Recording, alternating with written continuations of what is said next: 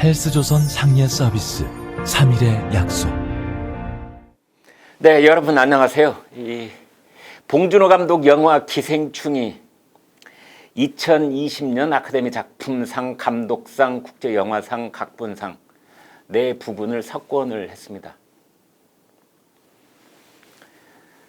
이 중에 작품상, 각본상은 101년 한국 영화 역사에는 물론이고 일본, 중국, 홍콩, 인도, 이란 이런 나라들을 다 포함한 아시아 영화 사상 처음 있는 일입니다. 물론 92년 아카데미상 역사에도 처음 있는 일이죠. 이것만으로도 한국 영화의 새로운 분수령을 넘고 새로운 지평을 열었으며 영화사의 길이 남을 불멸의 금자탑을 쌓다, 이렇게 말해도 지나치지 않습니다.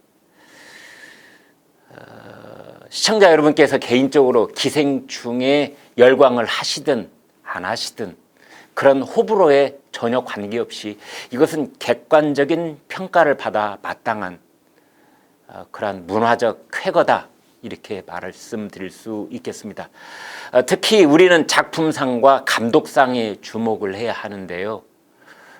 원래 아카데미상이 출범할 때는 5개 부문 상을 줬었는데 지금은 모두 24개 부문의 상을 줍니다.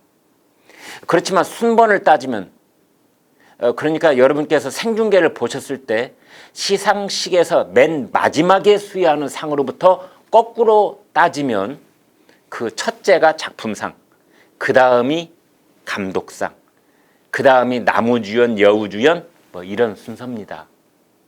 그런데 봉준호의 기생충은 첫째 상과 둘째 상을 차지한 것입니다.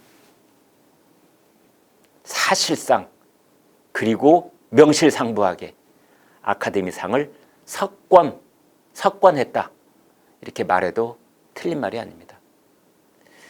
오스카상의 빅5는 흔히 작품상, 감독상, 남우주연상, 여우주연상, 각본상을 말하는데 빅5를 따져봤을 때도 봉준호의 기생충은 그중 셋을 차지했으니 더 이상 말할 필요가 없습니다. 문학 담당 기자를 오래 했던 저 개인으로서는 감히 노벨 문학상을 연거푸 2회에 걸쳐 한국 작가가 수상한 것 못지않게 쾌거라고 생각을 합니다. 우리는 그동안 사실은 말하지 않는 문화적 컴플렉스 같은 것이 있었습니다. 우리가 창작하는 문화는 결국 주변부 문화가 아닌가, 제3세계권 문화에 속해 있는 게 아닌가, 이런 의식이 저변에 한동안 있었지요.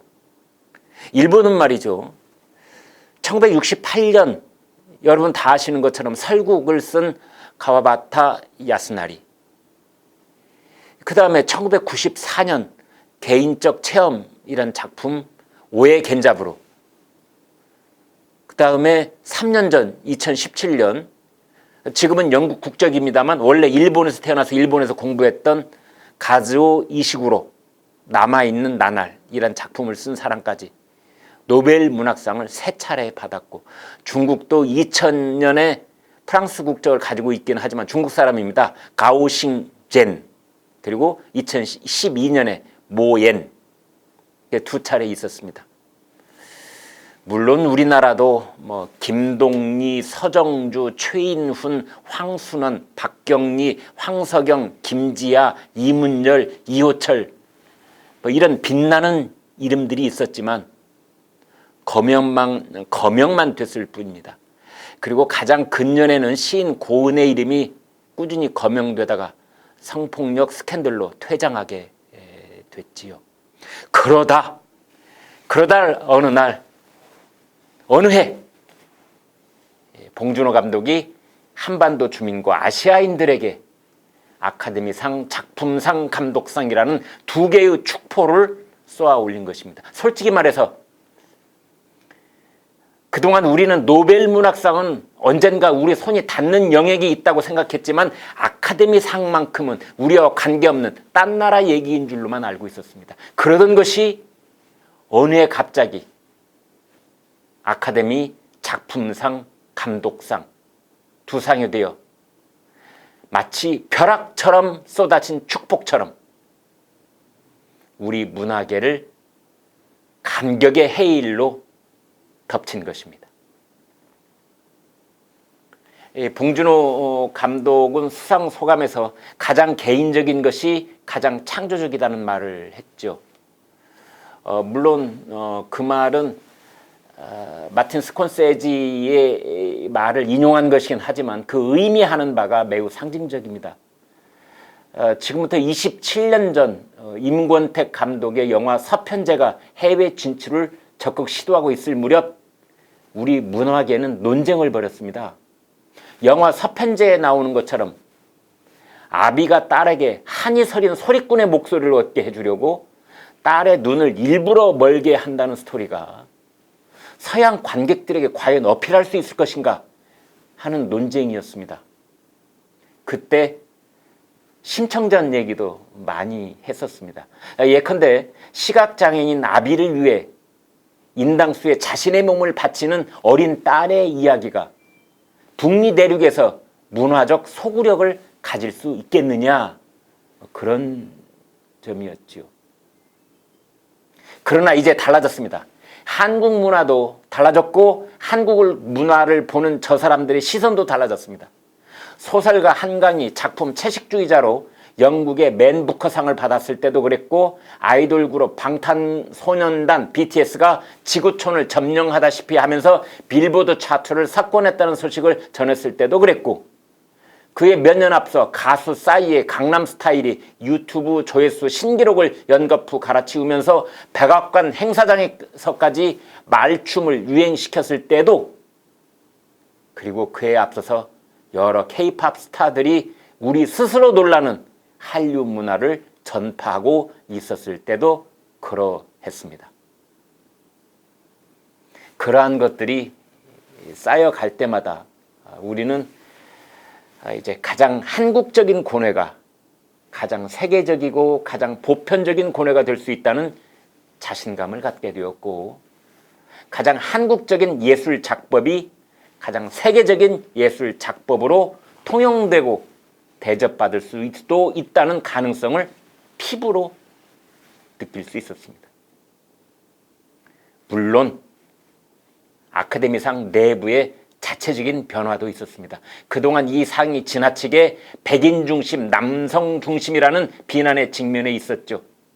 여러분 아시죠? 오스카 트로피 자체가 백인 남성의 모습을 조각한 것입니다.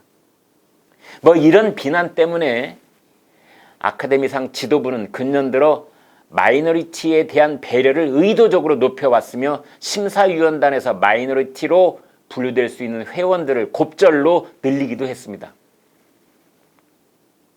또 한 가지, 우리나라 CJ그룹 이미경 부회장의 공로가 만만치 않습니다.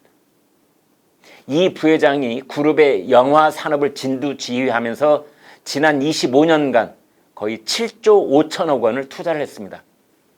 이번에도 할리우드의 폭넓은 인맥을 갖고 있는 이미경 부회장이 오스카 캠페인이라고 부르는 아카데미 수상을 위한 사전 홍보 작업에만 거액을 쓴 것으로 알려졌습니다.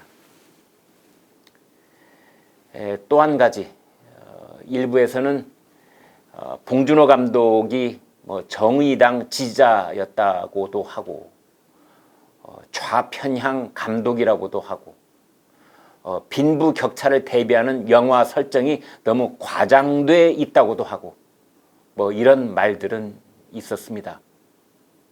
그러나 그가 만든 영화가 유럽에서 칸 영화제의 황금 종려상을 타고 이어 미국 아카데미상을 석권함으로써 그런 시비 논란은 퇴색해버렸습니다.